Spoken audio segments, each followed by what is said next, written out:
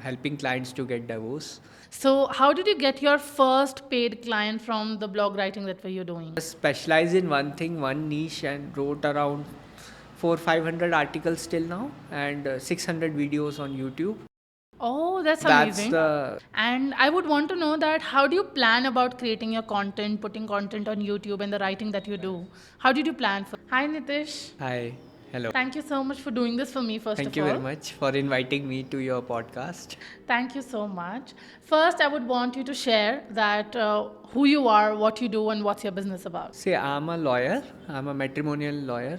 I have my own YouTube channel, and basically, I'm in a business of, helping clients to get divorce, helping them to get out of their matrimonial issues, marriages, and all. Okay, thank you so much for sharing that. And we would delve deep into how you've grown your business, how it has helped, and especially how has marketing and your own brand grown. So to begin with, when did you start your business and when did your business start scaling? I started in 2014, and then initially I started straight out of my law school. Basically, I started getting few clients because I used to do blogging, write articles on various forums, active on various forums. So I started getting clients. I didn't knew that it was leads, basically in your marketing terms. So I was getting a lot of these client having consultation with me, and then gradually it I scaled that. It's a very not very complicated. I just know basics about marketing. I'm not a marketing guy, not a sales guy full time, Yeah. but I only know basics, and it works for me, and that's how I scaled my practice. Yeah, absolutely. You mentioned that you started writing and that's where you started getting Right. people which we can term as leads. So, how did you get your first paid client from the blog writing that were you doing? I was writing blogs, and there I have these my contact details also. So one of the Yeah. client contacted me. She had a matrimonial issue. I said that Yeah. yes, I can take up your case. That was the first matrimonial case which came to me, and Okay. thereafter the things got repeated. So I just specialize in one thing, one niche, and wrote around 400-500 articles till now, and 600 videos on YouTube. Oh, that's That's amazing. the level of commitment you need when you are growing your practice, and Right. that's the content level of content you need. Right, right. Consistency is very important with dedication. I absolutely agree. And I'm amazed that you've produced Yeah. 600 Yes. videos so Yes. far. Yes. And I would also want to know that do you use your business brand or do you use your own name when you're promoting? My firm name is Lex Speak Legal, and I basically have my own personal brand around it. So Okay, it's understood. like not separable from each other. More on a personal Right, branding, because for lawyers, people want to know them personally. They don't believe in company or law firm or something like this. right, That is right. the landscape of litigation in India. They want to be known as a lawyer who is there. Right, right. And like you said, that with your own name, your entire business is driven. So it is your business brand is driven by your personal brand that you're growing. And like you said, that the stage of litigation in India, and I would like to add to it, I think any business that is running in any country, people want to connect with people. Nobody wants to associate with a logo. Yeah, people Exactly. want to associate with people. Exactly. You are right. Completely right. Yeah, So yeah. they have the personal emotional touch with that person, that is more important, because Right, they know that right. they are talking to some living entity. Yes, exactly. Yeah. There's a face behind that you can trust. Yeah, right, right. And I would want to know that how do you plan about creating your content, putting content on YouTube and the writing that you do? How did you plan for? There are three platforms on which I am very active and doing good. One is the LinkedIn. LinkedIn is for lawyers who are coming as a mentorship aspirational post only. Yeah. And there I promote my matrimonial content also sometimes, so that they also know about the matrimonial law. Second channel is the Instagram, which is boomed in last 6-7 months. I got 300k followers. Oh, and that is focused on short content, and for the long form content I'm focusing on YouTube. So these are got it. the three platforms I'm really using, because you can't rely on one platform because you don't know when it will stop working for you. Right, You have right, to be active on multiple platforms so that your content goes out no matter right. what the organic reach, because you can't control the algorithm of these big firms. Right, right, right. They keep changing. And they also travel from LinkedIn to YouTube to Instagram, Right, and back and forth they go. right. The viewership changes. Sometimes they want to watch short content, sometimes they want to read an article, sometimes they want to watch long form content. The viewership changes, and also, like you very rightly said, that if tomorrow the platform, does not want to exist, or a lot of times in few countries, Instagram has been banned overnight and creators lost everything. So your distribution system should be diverse enough so that you are relevant everywhere in terms of social. Right, right. So you Yeah, need to have a multi channel presence. yeah, right, Otherwise, it is very difficult nowadays. right, So I gradually build these presence from one platform to another to another. So right. that's And how do you decide the topics or the content that you're going to be posting on these channels? right. That's a very difficult question. And after posting 600 videos, you run out of the topics and Right, these. right, See, in our field, the law is always changing. So what is changed? What has changed? The latest information. That is the one criteria to decide the content. Then your older videos reformatting into the newer ones, and third is your competitors, what your competitors are posting, you can better post it in a better way.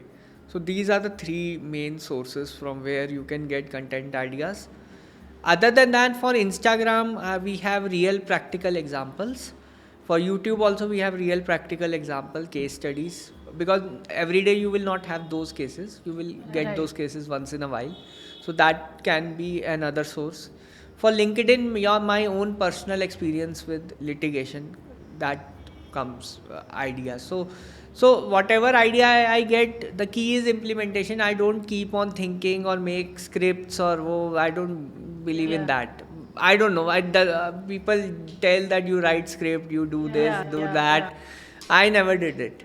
I never. right, So I go against the flow of the people, because that will promote procrastination. Then you will say right, you right, perfect this, you perfect this. I right, just switch on the camera and start shooting. Editing is also, time spent on editing is also minimal. Not right, that I'm spending too much time and doing it all myself. I've not hired any editor also in the. So because speed is one thing which will keep right. you Leverage over everyone. speed is important, and quality and the speed of work is important. Yeah, and I think the content that you put out there, if that is qualitative, if enough, then it doesn't really become a challenge of how you're presenting that content, because with time you'll get better. Yeah, so that obviously you will then look for equipment. If you think too much about equipment, the views and all that, and Yeah, stop producing content, that is where the death of a creator is destined. right. That is the problem. So this is And when did you realize that you need to start putting out content or use your own name to grow your business brand? okay. So I have been using it from day one. I didn't realize that nowadays this personal branding is a Yeah, trend. I used to do in 2014, 15, 16. It takes time. It doesn't happen overnight. Obviously, this is a skill which you have to learn. right, And see, one thing is that there is a struggle. You wait for the client to come into your right, office for a meeting, right. or either go out and create content and get those clients. So there are two ways only.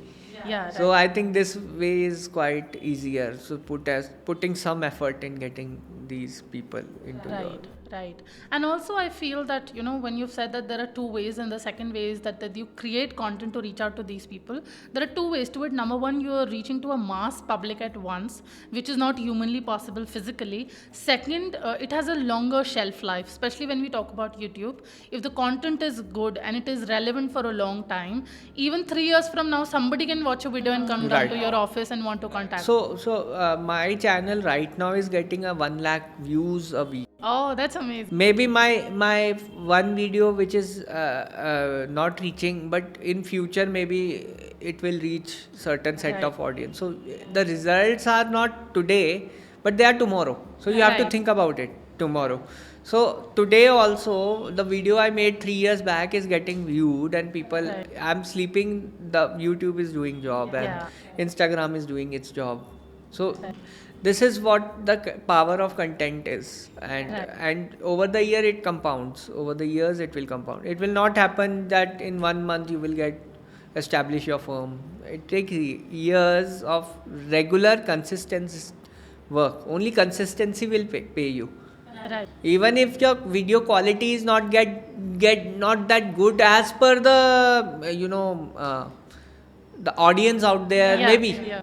or maybe the people around you say do more editing, do this, do that, but if you're consistent enough, that's fine. You don't have to focus too much on quality, or Right, right. or maybe quantity also, but have a perfect balance that you maintain a consistency over. That is important. Yeah. So good content and consistency are really the pillars of moving forward. Moving forward, yes, yes. I have one more question. I would want to know that are you tracking somewhere that people who are coming into your content, to your videos, watching your videos, are they like converting? Is there a metric that how many people are coming into your email list or something of that sort? So I have my setups in Yeah. place. One is direct; they can reach me on WhatsApp. Second, they can be a part of my mailing list. That is also there. Oh, And thirdly, I have set up this online consulting thing. oh, That is also there. So there are three ways around which these people can come in. And okay, okay, okay. Understood. Thank you so much for sharing so much. I have one last question. If you would want to share that across this process of, building up your personal brand, creating content, of reaching out people, do you think there are any roadblocks or something that you need to work on to make this work better for you? right now, my main roadblock is my practice only, because it takes a lot of time, effort to devote this. Because, and again, the marketing and sales things take lot of your own time, because Right. you have to Right. build the video, do it consistency first of all. That is Yeah. one Yeah. thing. Then secondly is your converting channels, where Yeah. they are being converted, how they are being that. So all these things you can do better in sales also, market and everything. But then everything requires the time and effort. So Right. that is a roadblock, that you have a limited time. And secondly, I have tried to delegate this work also, but in personal branding, more you do yourself, the laws of business doesn't work in this. Only thing is that if you are more personally involved in this, the better you grow. The better the output. Yes, because you know yourself and your audience. Nobody Yeah. else knows it. So Right. maybe I hire an editor, but my audience doesn't like that editing. And then instead of getting a benefit out of it, you will get loss.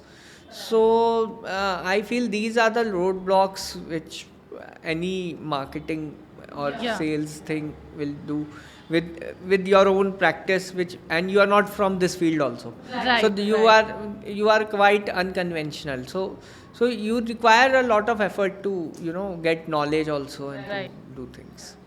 So I think the better approach is going to be if we are able to crack a system wherein the business owner themselves is involved in recording, is involved in putting out the content there, but yet somehow they're able to do it in a short period of time and produce better results. That will be a way better system if we are able to crack it. What we as a business owner is that we delegate everything. Yeah. We, though it is very good, but Yeah. for personal branding, you can't delegate your personal brand to any other firm. You have to Right. do it yourself. If you do it yourself, maybe you you lack skills, you learn it, at least have some self improvement. I have Right. learned it. So you have to learn the basics at least. So implement basic. Maybe you are not good at movie recording or videos Right. and all that, Right. you is alien. Have resistance when you just get started. But this is the way forward to build a very good personal brand and Right. reach millions of without spending on ads. And Right. I completely agree to you. I feel that a personal brand is always driven by the mindset of that person. right. The content of that person is because when somebody else's mindset and psychology comes into your personal brand, it messes with it. It's your thought, what you want to put out to your Right. audience. So I'm 100% with you on that. Yeah, thank you so much. Thank Thank you so much for this. I had a lot of insights, and I'll do mention all your social links in the description. Thank you People very can much. go and have a look at your Thank profiles. you. Thank you so much for doing this.